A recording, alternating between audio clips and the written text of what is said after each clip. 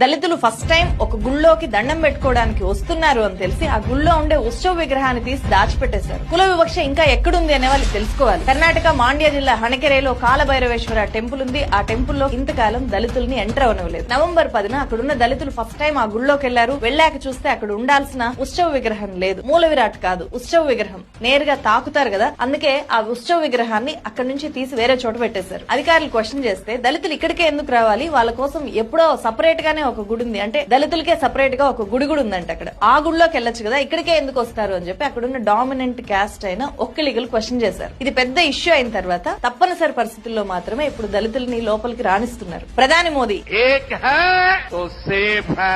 UP CM యోగి అంటే ఒక్కటిగా ఉంటేనే భద్రంగా ఉంటాము, విడిపోతే విధ్వంసమే అని చెప్పి వీళ్ళు చెప్తున్నారు. బట్ ఇలాంటి కుల వివక్ష ఘటనలు జరిగినప్పుడు వీళ్ళు ఎందుకు మాట్లాడరు? కుల వివక్ష పోయేలాగా ఇలాంటి ఒక్క నినాదం కూడా ఎందుకు ఇవ్వరు?